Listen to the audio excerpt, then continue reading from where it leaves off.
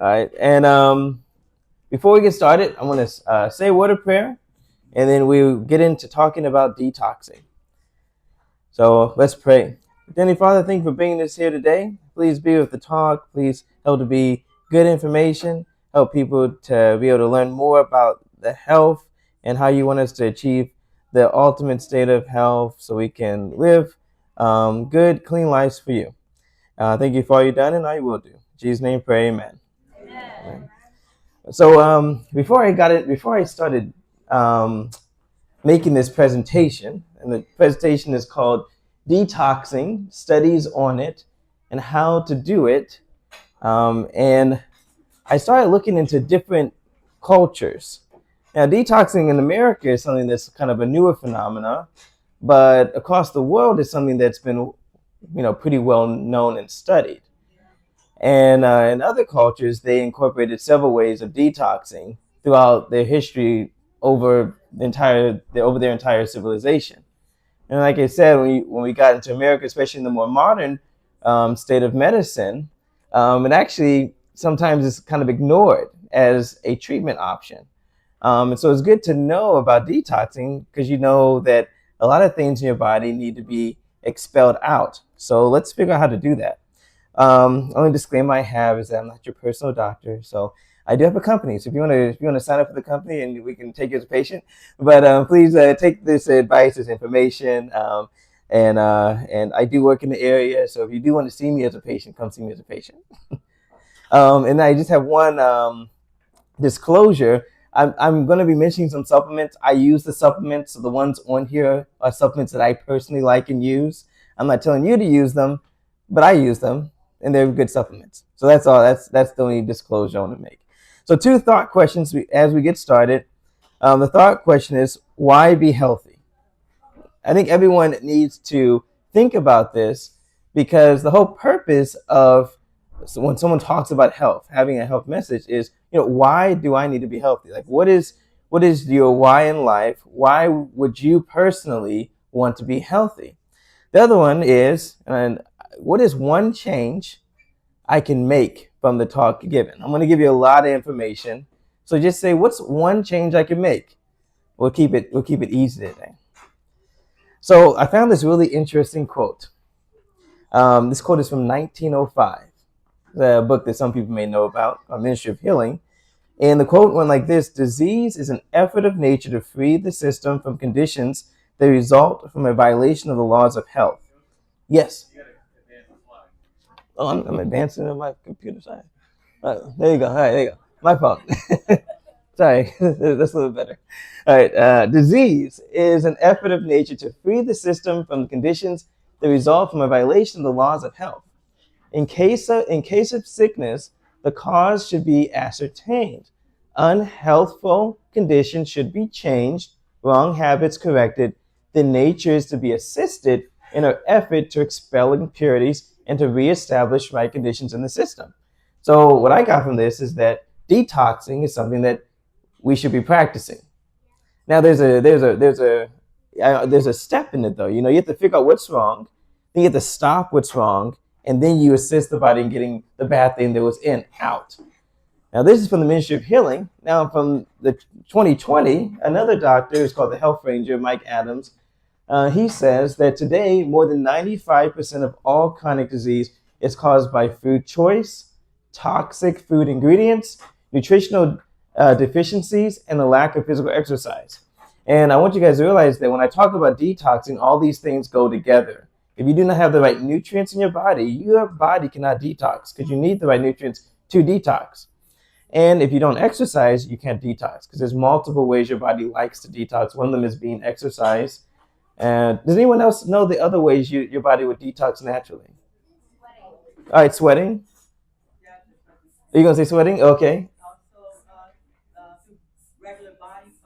Right. That's right. Breathing. Breathing.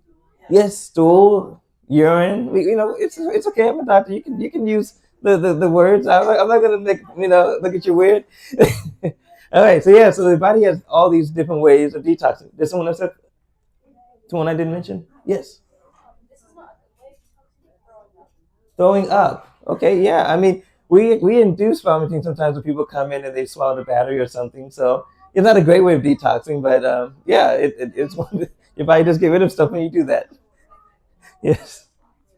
All right. There's three ways the liver. Now, this is a very important organ system of your body. You have a liver and kidneys internally that help with detox. There's these three phases, and I like to tell everyone when you do a detox, you need to make sure you hit all three of these at the same time. And the first one is phase one. So you need to activate this enzyme. It's a very popular enzyme amongst anyone who's in the medical field or knows pharmacology. Anyone would know about cytochrome P450. This enzyme works basically to help metabolize drugs, any herbs, anything. It works very well. But in order for it to work efficiently, you need to have the right amount of nutrients. Now you need antioxidants, and I saw that we had an orange drink with ginger and lemon and those kind of things. So we had a juice back there. So that's stage one. So that activates stage one. I'm going to talk a little bit later about glutathione, which is the master antioxidant that your body can make, but you can get it externally as well. And then you have amino acids that play a role. You need all these different vitamins. And in a world where people eat less and less nutrient-dense diets, you can understand why detoxing your system from things would become harder to do. So that's stage one. So you want the right ingredients to activate it so you can get the toxin up and out, but then you need to change it into a different form so it's not toxic when it leaves the liver. And that's called conjugation. So there's several different amino acids that are used in conjugation. Your body can make these, but your body needs these so it can move it to stage three, which is the ultimate stage of elimination. And you want it to be conjugated when it gets to stage three, because if it gets out of stage two and there's nothing to grab it like fiber, some people did coffee enemas. I was watching videos about that. Not the whole procedure, just how to set it up. Different extracts. There's zeolite. There's a lot of different things we're going to talk about. But stage three grabs it and pulls it out your body. So you need all three of these working together. So if you're just doing one and not the other two, you're not going to effectively detox your system. Here's another detox pathway, and they're the other organ systems: the bowel, the urine, the sweat, the bowel movements. All these things play a role in detoxing. So in our environment, there's a lot of things to be worried about. Would you guys agree with that statement? All right. Have you guys ever heard of BPA? Do you guys buy BPA-free water bottles? All right. Okay. BPA is one of these compounds, like one of these chemicals gets staged in your system and it builds up, and it can be a hormone disruptor. So there's been some studies shown on women who are having hormonal issues, and they've had an elevated amount of BPA in their system. So when they detox from BPA, their hormones start to realign back into a normal state. So that's what BPA does. Has anyone ever heard of phthalates? The phthalates, these are plasticizers. Have you heard these people saying that if they look in your lung, you actually have plastic in your lung now because of how much plastic we have floating through our water? So these are the phthalates, right? So they're found in a lot of things, medications, cosmetics, sunscreens. They play an important role in both reproductive, thyroid, immune system, and metabolic health. So if you start having a bunch of plastic, you start to throw off your regular body's hormonal cycles. All those things are dealing with hormones. Then you have parabens. These also have estrogenic effects. So they will decrease testosterone in men, and then they will throw off cycles and hormonal cycles in women. And these can be found in foods, cosmetics, pharmaceuticals, and they're detected in human fluids, including breast tissue. I have some interesting studies about the transference of toxins from breast milk to infants. We'll get to that a little bit later. Then you have the other things everyone knows about: pesticides, herbicides, fungicides. These are these big corporations that spray a lot of things on the plants, and they're linked to cancer, some of them. And then you have heavy metals, which you can get from ingesting them yourself, whether you had a well that wasn't inspected correctly and you were drinking heavy metals, or there's a lot of ways to get heavy metals in your system. You were touching paint that had lead in it.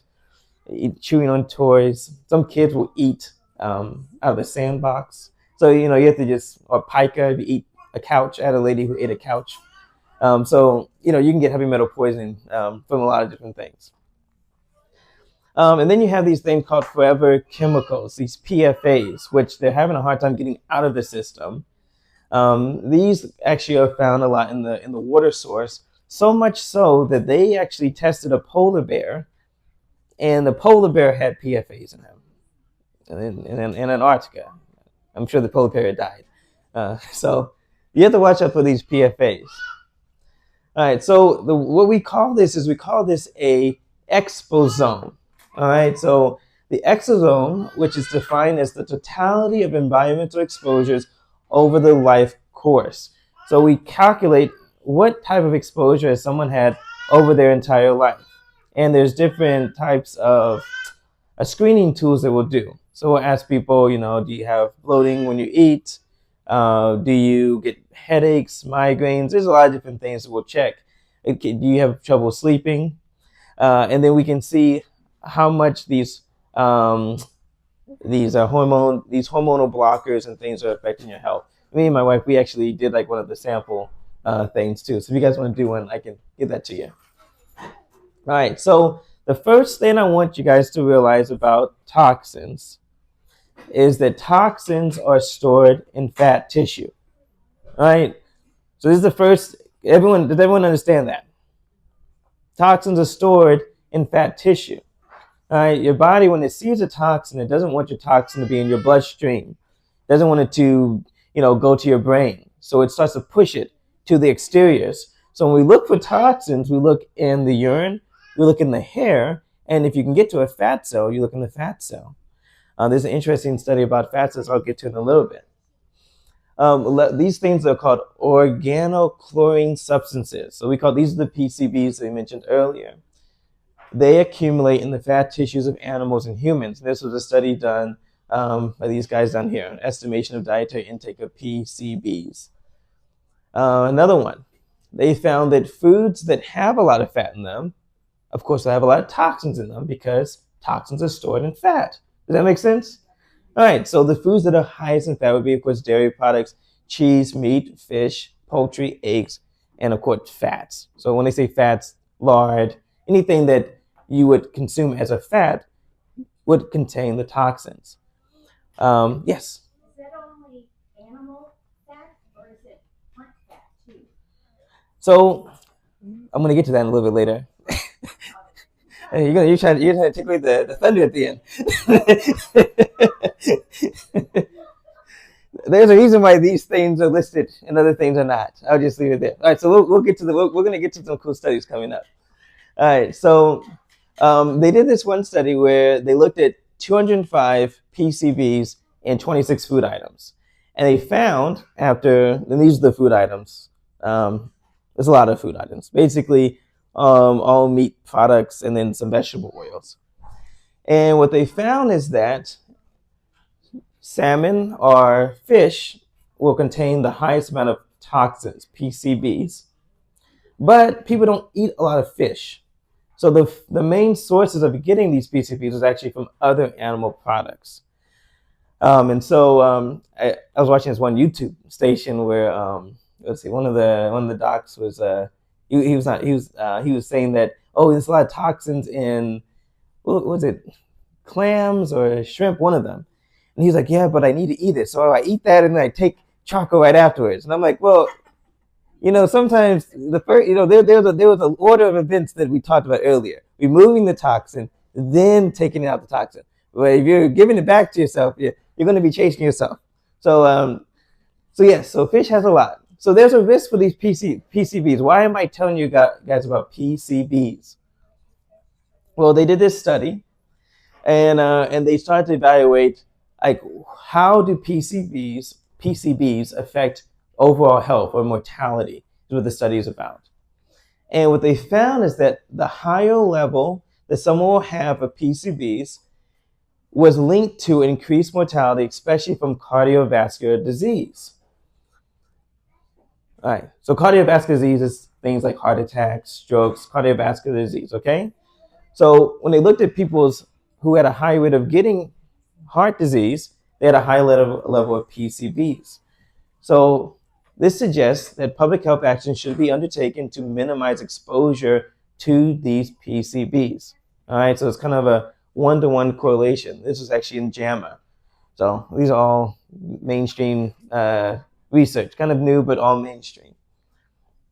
So then people in my clinic will say, okay, Dr. Thomas, I hear you. What about organic meat? I'm going to just eat organic meat. And at first, I'm telling you guys, at first, I said, I'm plant based, but if you're going to go that route, organic must be better than the other one, right? Wouldn't you guys think that? I'm setting you guys up. Setting you guys up. They did a study on organic meat to see if it actually contained less PCBs than non organic meat. And guess what? Guess what? It did not. Let me get to this. The consumption of organically produced meat does not diminish the carcinogenic risk because carcinogenic risk, sorry about that, because it contains more of the toxins. Isn't that weird? That's weird. They said these toxins are so prevalent that it's hard to get it out of the environment. So the animal will eat it and it's stored where? In the fat. So it's hard to get it out the animal because it's stored in the fat. You know, I think it's interesting. I think if you guys ever read some of the biblical advice about even when people were to eat meat, they were told to take out the fat. And that's an all-knowing God right there. That's pretty amazing. So right, no fat and no blood. So all right, so yes, so I tell people now organic meat is still safe. All right, so this is another study about what not to eat. What's not to eat? Food adulteration in the context of human biology. So foods with strong reputations of healthiness, this is what they're starting to find, such as salmon, may have a sizable contaminant contents. So the contaminant content of many foods varies by origin and season. Nearly all commercially raised salmon, has a higher contaminant level than the wild caught salmon. That would make sense. So at least fish are consistent, where fish, if they're farmed, they're going to be more contaminated than fish that are not farmed. Okay, that makes sense. So opting out of the commercial food distribution system is an option, but still it's stored in the fat. That's where it's stored. So now I think Mary Lou, are you ready for this? Okay. What about plant-based foods and plant-based eaters? I was talking to someone today, and they said that Loma Linda, they went to go visit Loma Linda, they couldn't believe how bad the air was. And they said they couldn't believe how bad the water was. But yet, and Loma Linda's in California for those who are unaware of this, but it's still considered a blue zone. How is this place that's so toxic have a blue zone? It kind of goes against logic, right? Unless you start to understand what the body likes and what we were given to get rid of toxins. But what about plant-based foods and eaters? It does matter what you eat.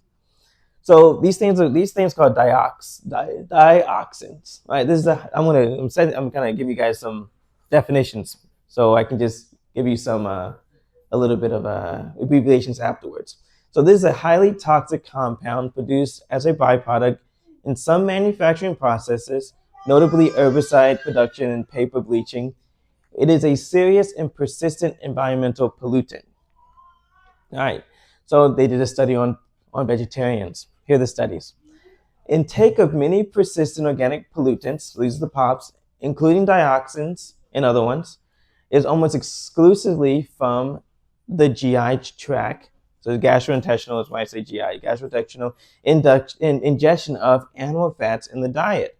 And so this study, what they did is they started to measure how well people were able to actually absorb toxins based off what they ate.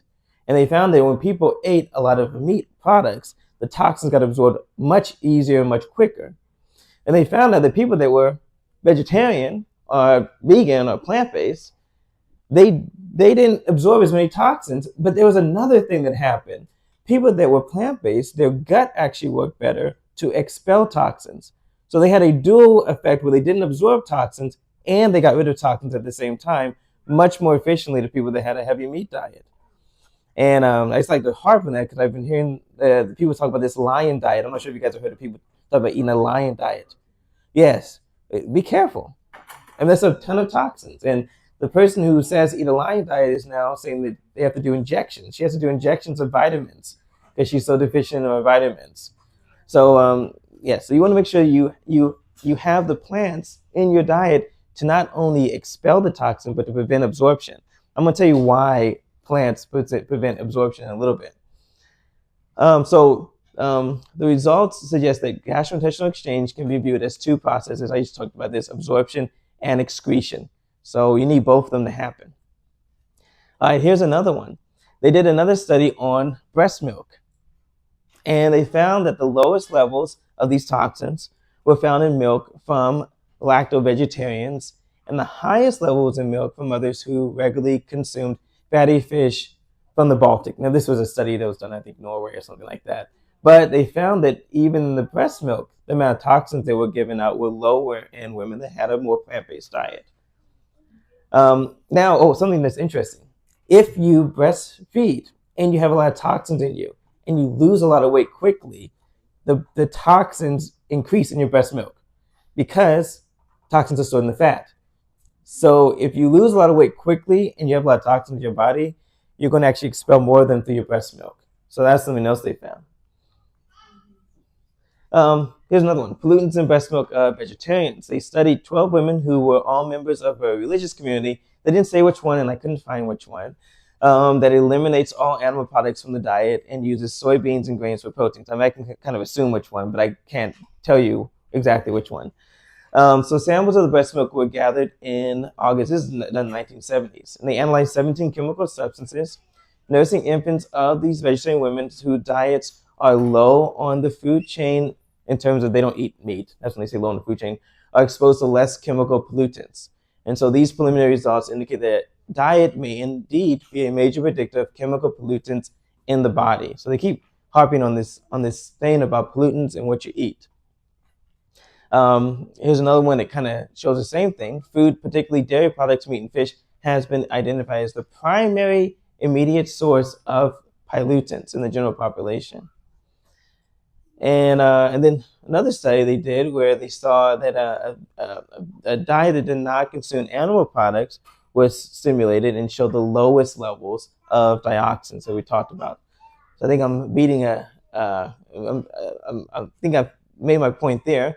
Now we talked about dioxins. What about non-dioxins? What are non-dioxins?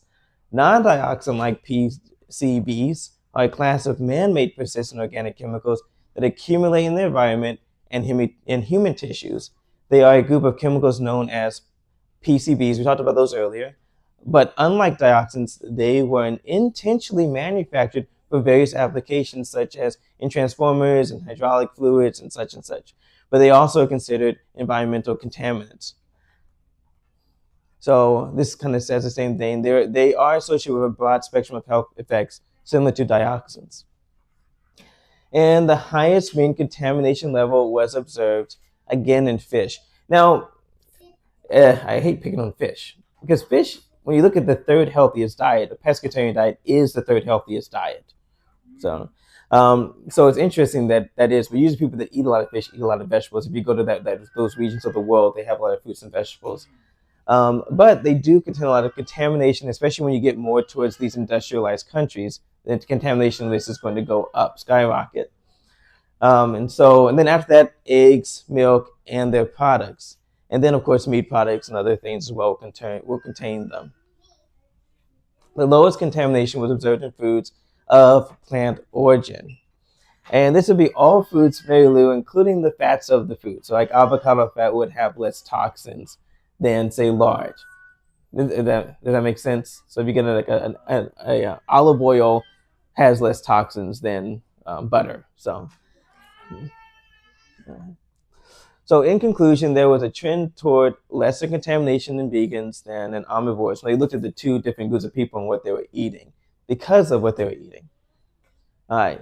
So I'm almost done with the studies. I want to go talk about treatments. I think that's why everyone's here. Well, they want to know about the treatments. All right, so this is really cool. They actually shifted someone's diet, and they wanted to see what would happen to the heavy metals in their hair. So they flipped them quickly to a plant-based diet, and their magnesium levels shot up. Now, magnesium is important because you can sleep better, you have less muscle cramps and things like that. But it was almost as if the magnesium pushed the heavy metals out of the body. So you see that the mercury, lead, and cadmium in hair were lower. So they took their hair down before, they took it after, and the heavy metals actually went down when they. And it was like it was a switch. It was just 1 month. I mean, 1 year. Yeah, 12 months. So just so a really quick switch. They even did it to men who were suffering from fertility issues, where they switched their diets and they saw the same effect, where they were able to become more fertile. Because it seems that heavy metals do impact fertility in men. So that's something that we know we're learning more about and we're working on getting rid of in men who are suffering from fertility problems. So so this is kind of like the last thing, a stronger relationship between lower PBE levels and time without meat. So this is kind of the same thing where you don't eat meat because you have lower levels. All right, and this kind of leads us into the treatment thing. So I talked about diet, I talked about diet, but remember the environment also has things too. So you do need to watch make sure you don't have mold in your filters, make sure your water is a clean water, make sure you're getting adequate sunlight, making sure you're doing all the other things to decrease your toxic load. And diet is very important, clearly, but you can also get contaminated from other things. Around this area, the main contamination is actually mold that we see in this area, in Virginia Beach. So let me explain to you why vegetables work, because this explains to you kind of the treatments and why we have some of those juices back there, especially dandelion.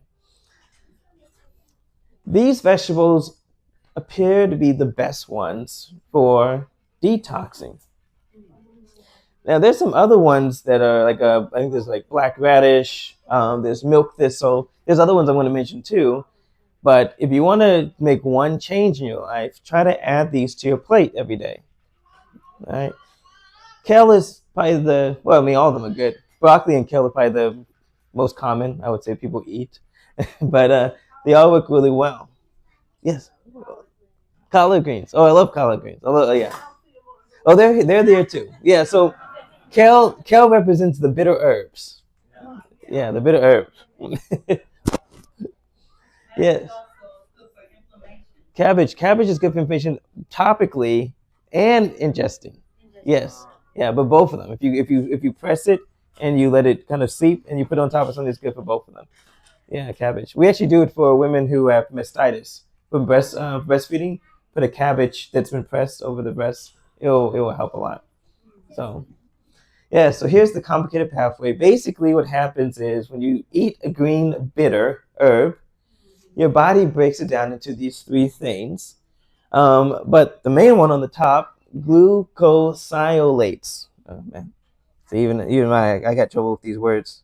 I'm like, I have something I wanted to read to you guys real fast. Glu- All right. Glucosilates are a group of sulfur-containing phytochemicals in plants that can be hydrolyzed via the enzyme microcyanase to eventually form these three compounds that are listed there. And then myocyanase is activated when plant tissue is chewed or grind and can be inactivated by cooking it. So when you eat these things, you want to eat them in the most raw state or less cooked state possible.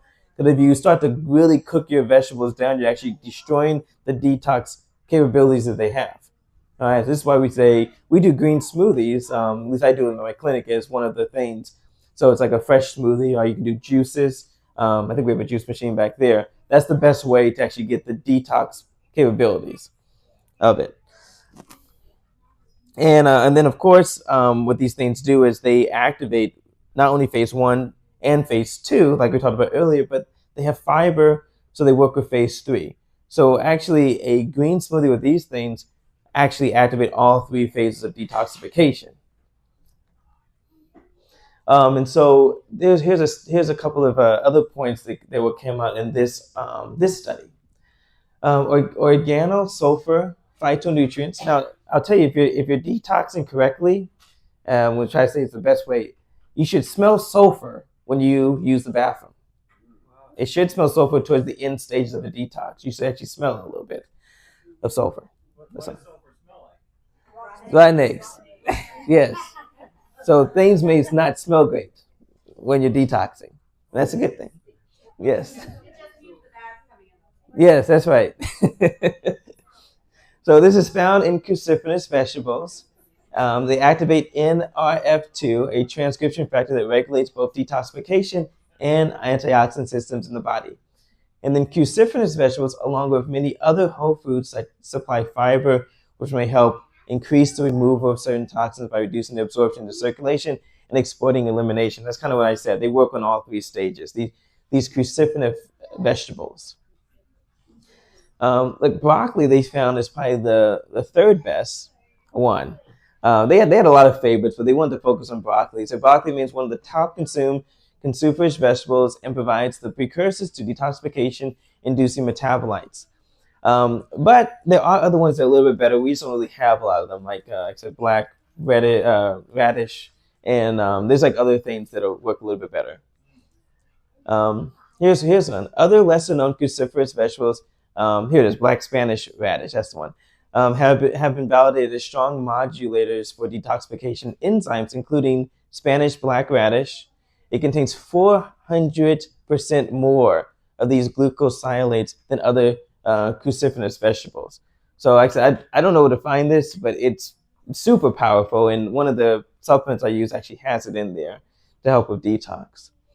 One of these glucosilates has similar potency to sulforaphane and is capable of inducing both phase 1, phase 2, and of course phase 3 because of the fiber.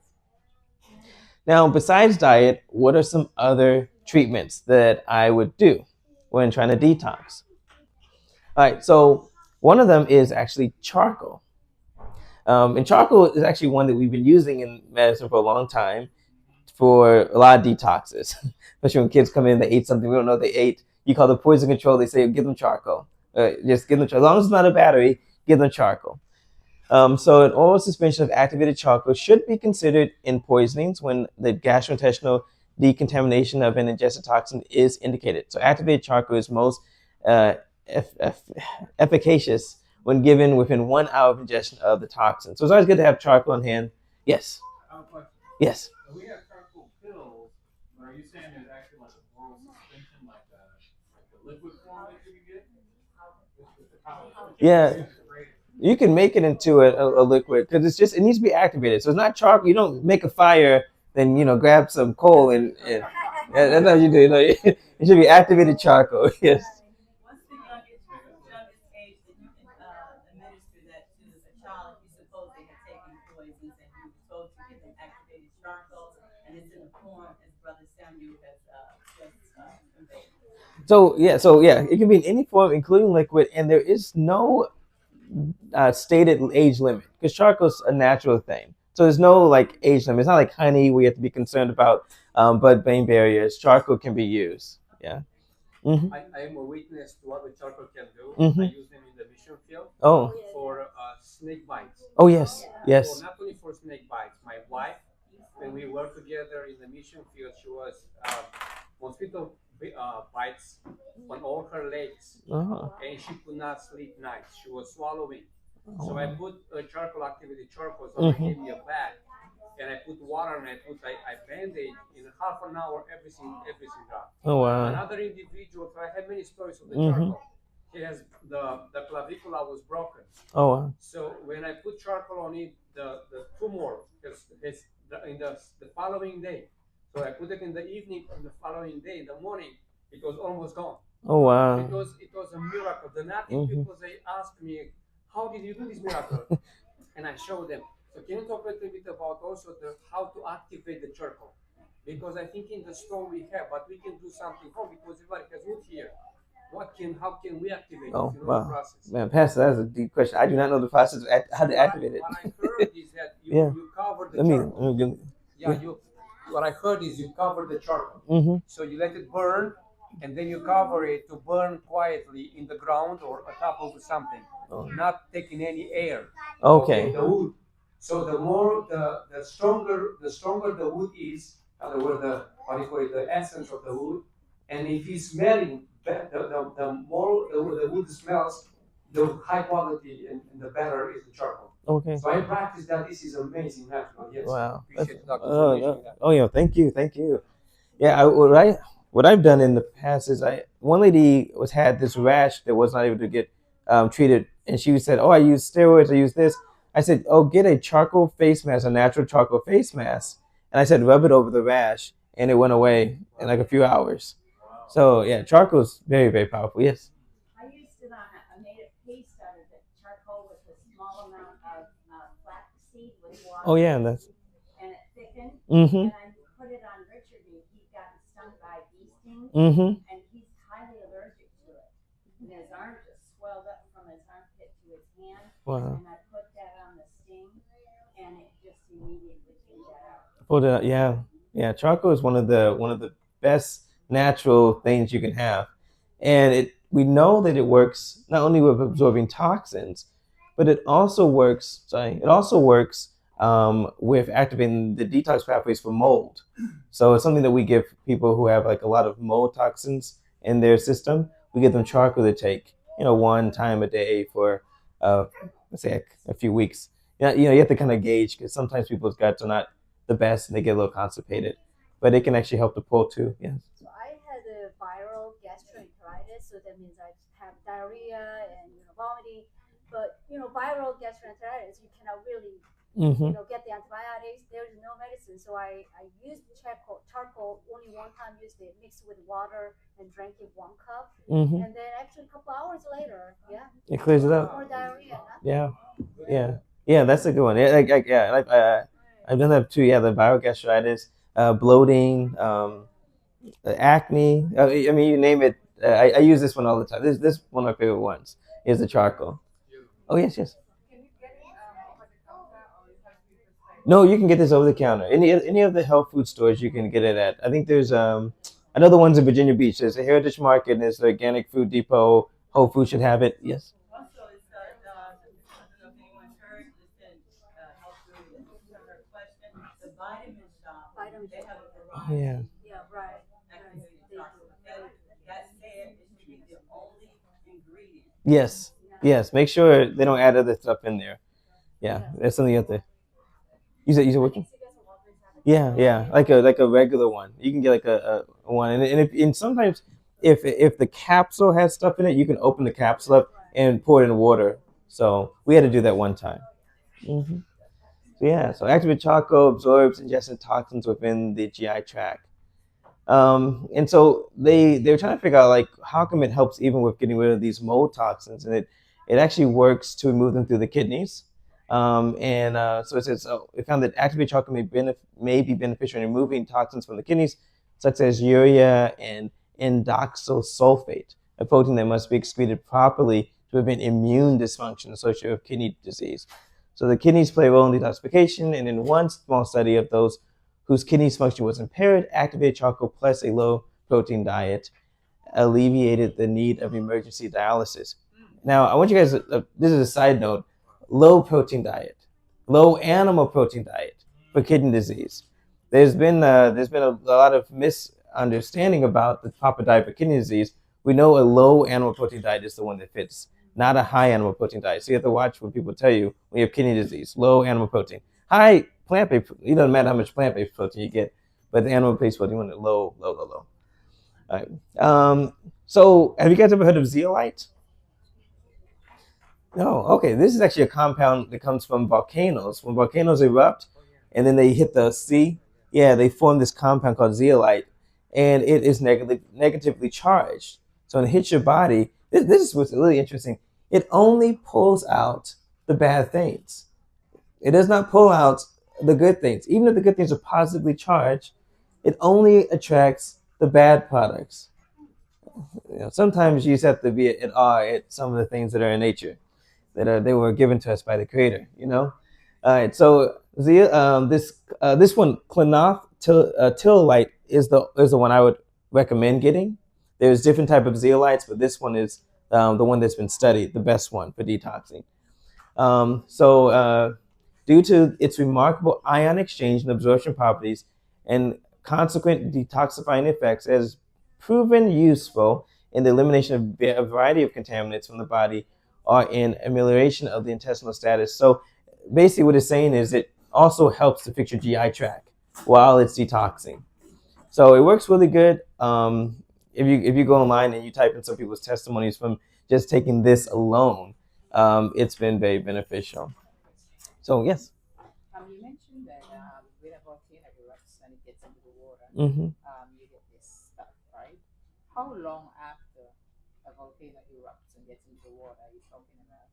Oh, Would it be like years after, months after, or that's a good. I need to look that up. I'm not sure how long. the Yeah. reason I'm asking because black sandy beaches or gray sand beaches are a result of some of that Mm-hmm. effect. So I just wanted to know if you find a black sand beach, would that if it is? Would it have it? Interesting. Because I don't know, how long after. Yeah. No, I can look that up because yeah, on Dominica we actually had a black sand beach that was like in my backyard, and yeah, that's a good question. I have to ask. I have to ask. Anyone else? No. All right. So like I said, you guys don't have to buy this one, but this is just the one that I would buy. But you don't have to buy it. All right. But this is the one that has it. This actually has the zeolite and coriella root and chlorophyll. So it has three things in it that help with detox. It's my favorite one, but yeah, like I say, doesn't have to be yours. So GI adsorb. All right, next one is glutathione. Now Sam told me that he has a paper on this that's been published, so I'm going to tread lightly. I'll direct questions to Sam. But basically, it's known as the master antioxidant, glutathione. It's needed in both phase 1 and phase 2 of the detoxing pathways. Remember, I said there's 3 phases. They need to work at the same time. So you want to take this, but when you take glutathione, make sure you take some type of binder with it, like fiber or zeolite or charcoal, something that actually binds up the toxins after you use it. Low levels of glutathione activity are associated with chronic exposure to chemical toxins. So the more you're exposed to toxins, the lower your glutathione is going to be. And those toxins, they start disrupting your liver. Your liver produces glutathione. So the more compromised your liver is, the more low these certain key chemicals are going to be. And so look at this. That low level of glutathione is linked to a lot of things, including HIV, macular degeneration, Parkinson's, a lot of different things. So it's good to get glutathione. I'll show you one way to get it that's easy. Then I'll tell you another way that I tried it out myself that a little more painful, but it was still good. And so this glutathione is perhaps the best indicator of the importance of, perhaps the best indicator of the importance of glutathione is that its cellular and mitochondrial levels directly are highly associated with health and longevity. So basically, when they see people with high glutathione, they're typically healthier. Low glutathione, not as healthy. So this year, me and Jasmine, I tell people these things, but I try them out myself. I have to be my own guinea pig. So I said, Jasmine, I'm going to go get a glutathione injection. I didn't realize they'll give me twice as much as typical. So I work at a clinic, and they give like 200 at the clinic. And we go to this one place, they said, we'll give you 400. And I said, okay, the more the merrier. So I use glutathione, and I have asthma, and I can't explain to you. Before I had this, I could always feel my lungs couldn't expand all the way because I had pneumonia when I was a kid too. And after I took it, I could breathe. Like I kept turning. I was like I can actually all the way breathe all the way. That was after I had all the side effects of the medicine. I had the nausea and everything else you could think of was happening with me. But after that 12-hour torture, I was better.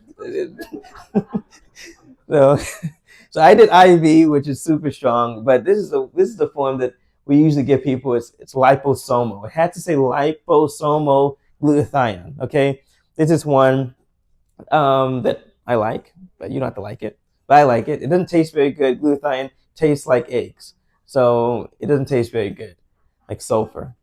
But it's good. Liposomal glutathione or the IV work really well for stage 1 and stage 2. Just make sure you have a binder with it, because some people say, "Oh, I've been on glutathione for 6 months. I don't feel any different." You have to put it with a binder. I'm plant based. We have a lot of fiber. Me and Jasmine, I don't know, we have a lot of fiber in our diet, so I have a natural binder. I think that's why I had such extreme effects from the glutathione. So other foods to increase in your diet, and some of these we had today, like onions. These are sulfur-rich foods. Garlic, shallots, broccoli, cauliflower. You need selenium-rich foods like Brazil nuts, brown rice, some fruits and vegetables.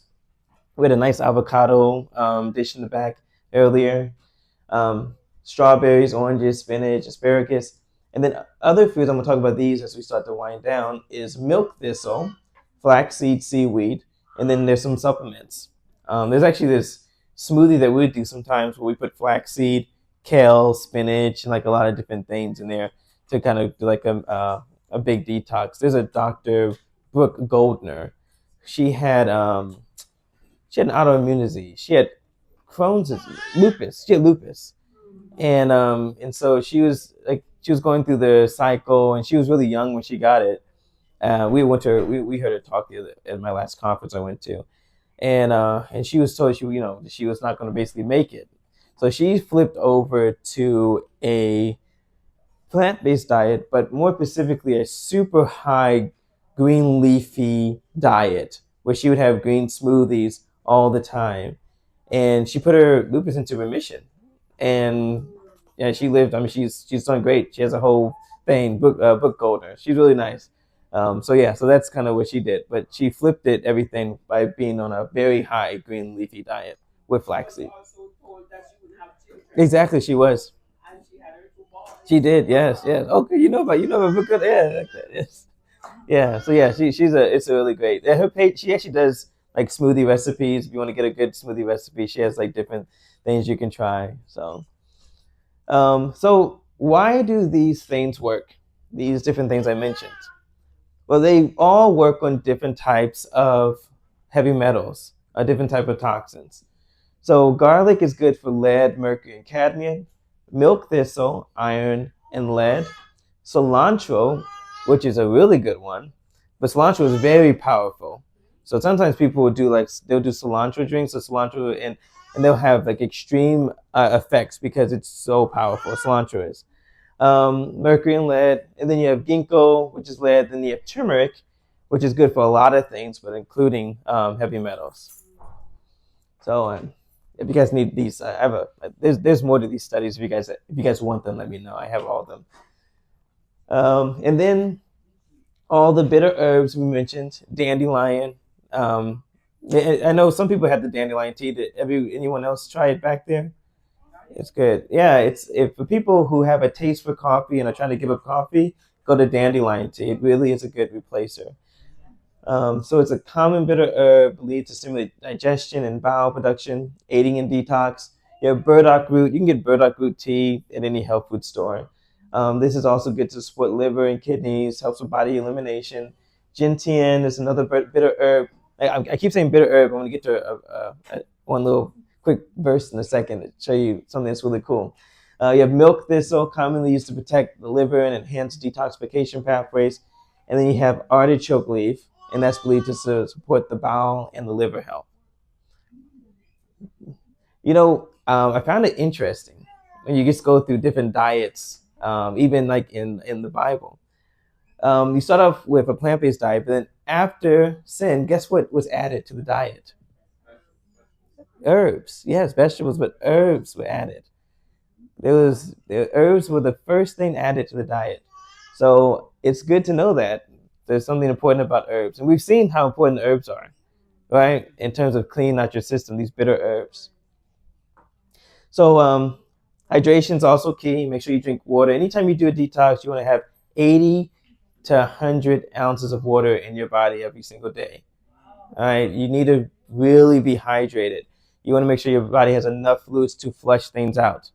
All right, so you want to be moving things. Okay, it's 80 to 100 ounces is what we recommend, and that does a lot of things. Good blood volume, get your fluids moving. supports your kidneys. So 80 to 100. And you want to exercise. Exercise. Here's a study on exercise. So they looked at low dose organic pollutants, so POPs, and how that they're a risk for chronic disease. And they wanted to see how can exercise help for people that are have all these toxins in their body. There's some people who don't do anything, I said, and then they still able to keep their toxin level, manageable because they exercise so much. All right, so they measured all the people and they saw that serum concentrations among physically active subjects were significantly lower than those among physically inactive subjects. All right. This is actually the thing that this year was my main motivation. I was like, I need to work out. I eat good. I'm starting to sleep better, but I didn't work out. And so that was the first thing to do. Working out while you're detoxing. You need to sweat to get the detox to get some of these chemicals out because when you sweat enough, it actually starts to make the sweat kind of oily, and that oil. Remember, I said, where's the toxins at? They're in the fat, in the oils. That's what the fats are. So you want to make sure you're working out. Physical activity may assist in decreasing serum concentrations of lipophilic chemical mixtures. Remember, lipophilic means fatty chemical mixtures. All right, so it's a very important thing to work out. How much should I work out? If you want to lose weight, at least 225 minutes of moderate exercise weekly. Weekly, not a day, weekly. So that's moderate intense. Moderate intense means that you can talk, but you can't sing. Right? And that's how I was explained to it. I don't know, so she may be able to explain a little better, but that's what I was explained. All you can do is 75 to 100 of the vigorous exercise weekly, and that's like if you're really hit exercises or something. So, but most people can walk around the neighborhood, and doing a good walk around the neighborhood is considered moderate exercise. So, so what if I do all of this? Which you should do. You should exercise, you should drink water, you should eat right, you should sleep right. I didn't put this in there, but sleeping actually detoxifies you too. Actually sleeping, it's only the way to get your brain detox is actually by sleeping. So they did this huge study. I'm not going to read it all to you, but they basically found that people that did everything, but they completed a 12-week program and they did all this stuff. They ate better, they exercised, they even had behavioral support because of course if you have a lot of stress, that's going to affect your body. All right, so you want to have some type of way to talk and get through things. And they found that their detoxification load went down from doing everything. But that makes sense, right? All right. So this is like the whole studies. Let me know. So kind of wrapping up here. If you guys want a supplement that I like, but you don't have to like it.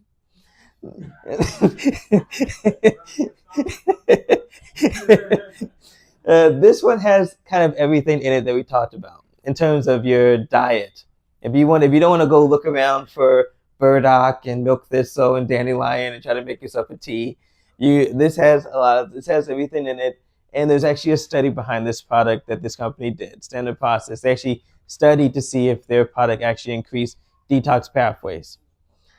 And it's kind of the stuff that's in it. Look, burdock root, beets, inositol, oregano, artichoke, buckwheat, flax. So everything we talked about is in this product.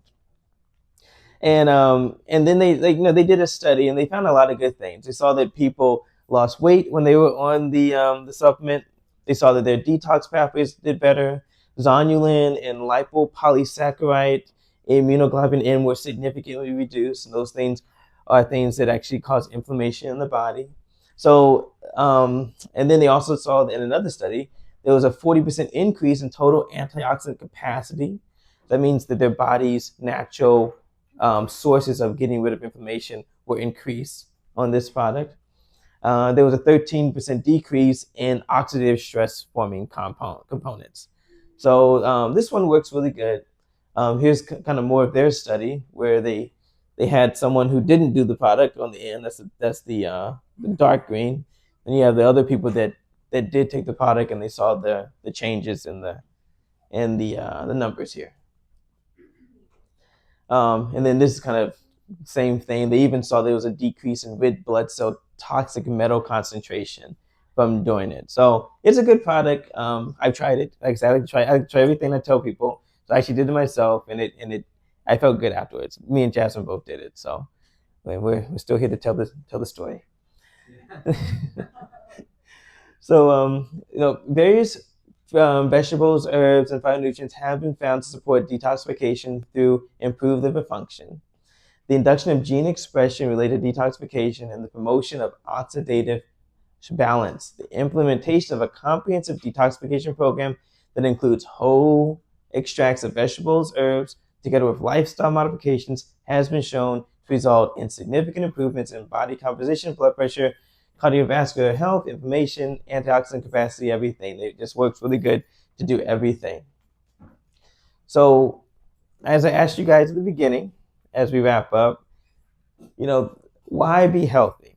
Because I think that's a good question just to always ask yourself. I want to be healthy because I want to be able to work for X amount of years. I want to be healthy for my family. I want to be healthy so I can run a marathon. My mother-in-law is doing a walk. She wants to do a 60-mile walk. So she's trying to get healthy to do a 60-mile walk. So it's good to set these, 60. Yeah, she's in her 60s and she wants to walk 60 miles to support breast cancer. So that's the reason why.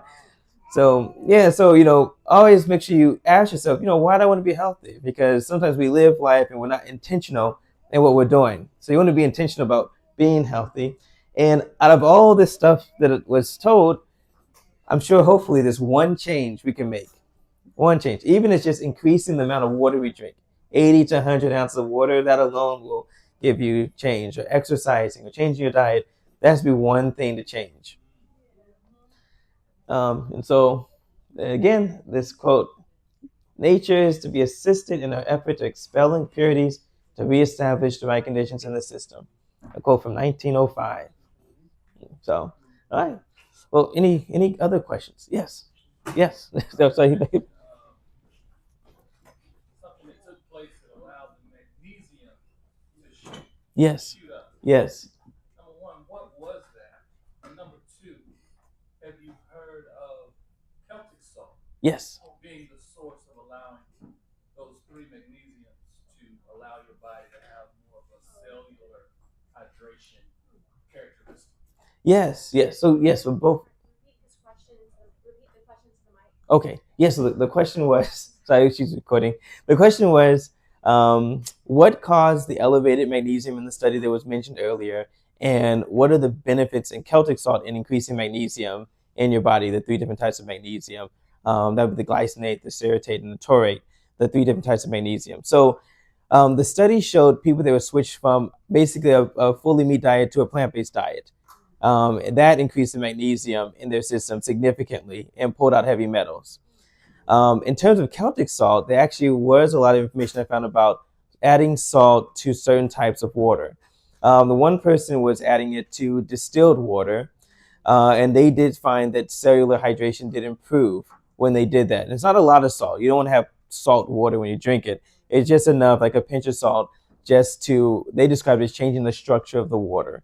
So yes, Celtic salt, we only use salt that is a full salt. So we use something called real salt, Celtic salt. Those kind of salts we like a lot because they just have more of the other minerals in them. So yes, I do like that. And then Yeah, I have a couple of questions. Yes. The first one is, how frequent should we detox? What do you recommend? So it really depends on your toxic load. If you're doing pretty much everything already that was in the lecture, then you detox once a year. If you're exposed to a lot of things consistently, like our friend Ruth Turner, which she is in the military, so she's constantly on boats and ships and exposed to a lot of things. Her husband's he's a functional doc, a naturopathic doc, and he tests her when she comes back. And so he finds that she actually builds up toxins just from being in certain environments. And she works, she exercises, she eats good, she does everything right, but she still builds up toxins. So it really depends on your exposure, I would say, and how often. Okay. And then in regards to the greens, Because I like my collard cooked. So you said that when you cook the vegetables, you kind of kill everything. You do. So do you recommend that we don't cook them at all, or we just eat them raw? Or Well, I mean, I like some cooked greens every once in a while too. So I wouldn't say never have cooked greens, but like the main thing is that try not to overcook your food. So you can do a steamed broccoli that tastes really good, or like a lightly stir fried green that tastes really good. It's when you start to cook it to the point where it starts to get kind of soft, and that's when every all the benefits of it have been taken out. Hmm. and Yeah. then some people feel sick. They get sick when they start detoxing. Is Yes. that a normal thing? Yes. So it Yes. shouldn't make them stop No. detoxing because of that. Yeah, you're gonna feel sick, especially if you have a lot of toxins the first week, but specifically day 3, day 4, you're gonna feel bad if you have a lot of toxins. If you switch your diet to a healthier diet, you're gonna feel sick. Anytime you do any major health changes that are actually beneficial, you're gonna actually not feel good for your body as your body adjusts. So, getting through that first week is really key.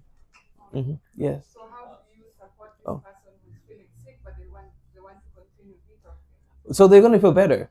Yeah. So get past day 5. You're gonna start feeling better. Yeah. You're gonna get more energy and less fatigue. Keep on until Yeah. Push you kind of push get through it. Yeah. okay. Yes. And Yes. then my last Oh question yeah. is, so what diet do you recommend during this time of detoxing? Oh, so it needs to be a high fiber diet. Okay. High fiber diet. You want to make sure you have at least 30 to 40 grams of fiber a day. Yeah. So Because no animal products, no. yeah. Well, see, you're talking to a plant-based person, so I never recommend. But yeah. But what I tell people is try to aim for 30 to 40 grams of fiber. And kind of the reason why I say that is because if you eat that much fiber, you don't have time to eat a lot of plant animal products. You're gonna feel full. So yeah, so about 30 to 40. Mm-hmm. Thank you. Oh yes, you're welcome. Oh yeah. Oh yeah. Oh so, yes. Oh When you're cooking greens, yes. I know that you say don't cook them too much until they start to get too soft. Right. Is it because the nutrients have been cooked out of the greens? So is it feasible to say that you can use the green broth from that cooking into another dish, or to get the minerals and everything out of it, or have you just completely destroyed the quality?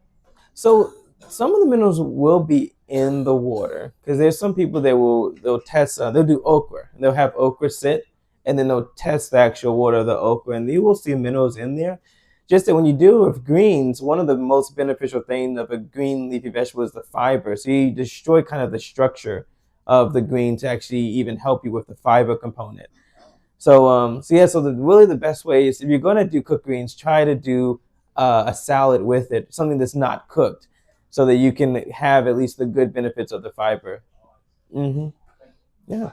I would like to know if there is a plan, a schedule, like a design, some material that you can provide Oh yes. to start, to start with something, to do it and to like a week or like a detox plan.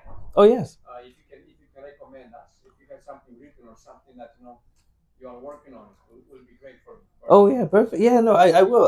because the information provided is awesome. Mm-hmm. But if you can have some, every day, hey, you can do this, you can improve in this, Mm. it will be great for us to have that something that you can recommend. Oh yeah. No, I will. I will. I actually have a few different detox programs. I can email them Yes. to you. So I think Jasmine, we can get your email.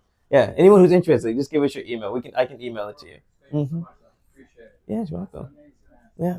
So how does fasting fit into detox? Oh, good question. So we're finding that you should not fast while you are detoxing.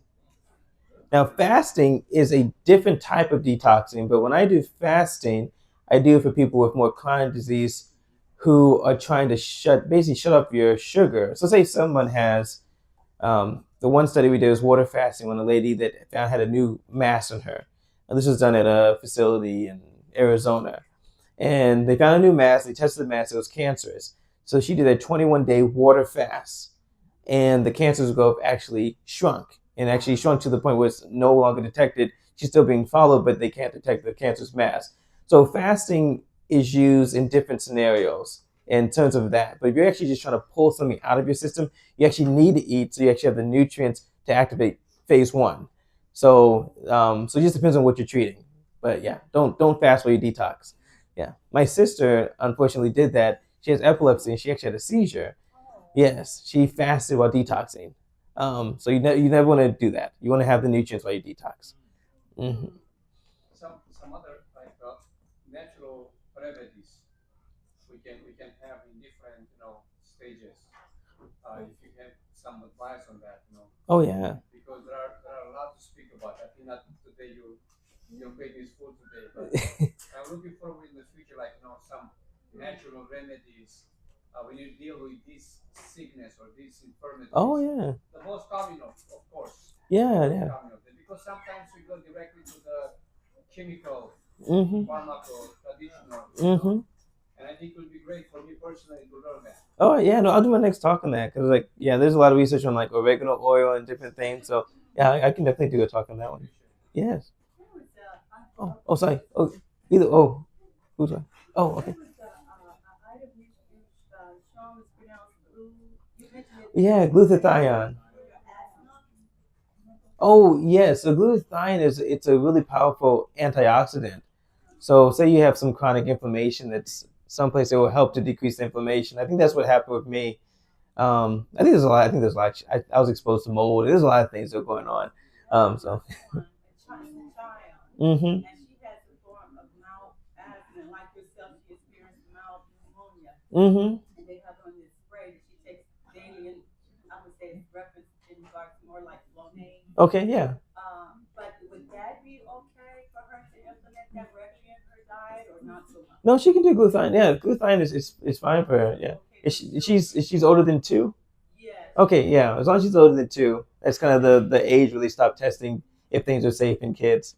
But yeah, she should be fine. Glutathione is it's a natural occurring substance in your body. And also, second question, the items that you've shown, sometimes, we find these items and they escalate the price. What would be the average price just as a guide so the persons like myself interested in it would know, hey, that's too much for that item. And then the other, like you Mm. said before, what is that about the price Ooh. we should expect for that?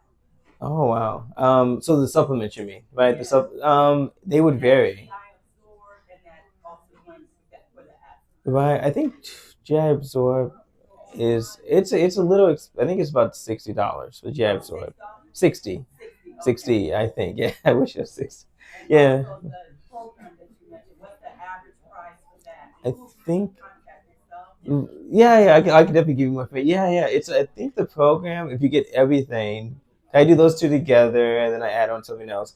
I think all of it together is about 130 Okay. for everything or something And around that's there. for about how long consecutive? It's a 10-day juice like 10-day shakes and then 28 days of the GI Absorb afterwards are together. So it's a combination. Okay, thank you so much. Yeah, you're welcome.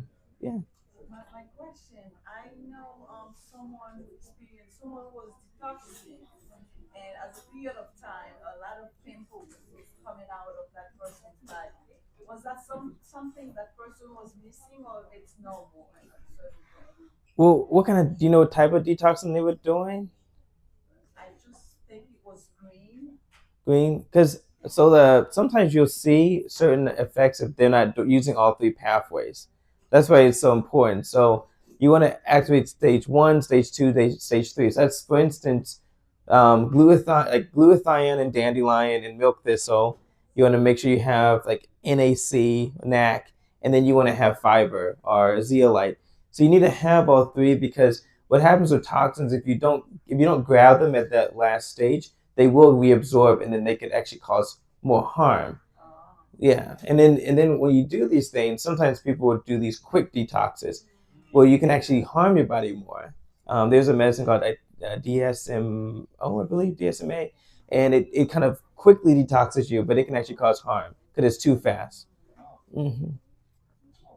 Yes. Oh yes. Great. Thanks for the lecture. Oh It was yes. very helpful and very useful information. But we are just basically exposed every day with the pollutants. Oh, they want to hear you. We just exposed with a lot of environment hormone or a lot of toxin, even mercury, everything. So, but we don't know how much we are exposed, how much is really accumulated. So that's why we are doing detox. But do you think it's helpful or useful doing measure what's the mercury? What did you say? Heavy metal test. That kind of test is necessary, or what do you recommend? Oh yeah. Yes, it's very helpful. A lot of times, what we'll do is we will start people on something that pushes a component out, like a zeolite or charcoal, and then we'll test actively at the beginning of the detox, and then you test at the end. Um, so it is very helpful. I did not do the testing because the testing can be a little pricey. It's about because you want to do a urine mycotoxins, you'd want to do a urine heavy metal and a hair heavy metal. I think they're all about $70 for each test. Right, so it can be a little pricey. So I didn't do that myself, just because it was more like a trial. We like to just try things. It is. Oh yes, yes, definitely. I think it's very helpful to know. Mm-hmm. Yeah. All right. Well, thank you guys for coming. Oh, sorry, sorry. Oh no, no, I'm so sorry. Yes. I saw a bottle that you showed on the screen. Yes. That you say the detox. Yeah. Where can you get that? Oh, so standard process was the one. Was it the GI adsorb? Oh no. Okay. I'm pretty sure it's. Oh, it's standard process. Yeah, that's the company. Standard process is a company where they grow their own fruits and vegetables organically, and then they make their supplements out of like organic things. And so that's why I use them because I'm whole food. I'm a plant based doc, so that's the company I use because, yeah. That was the one that has, the burned off. Yes. Yeah, that's the shake. That's one bottle that has everything. Yes. For the detox. Yeah, that one's the good. That's the one that works. It's good. All right. Well, thank you guys for coming. We appreciate it. Yeah, thank you.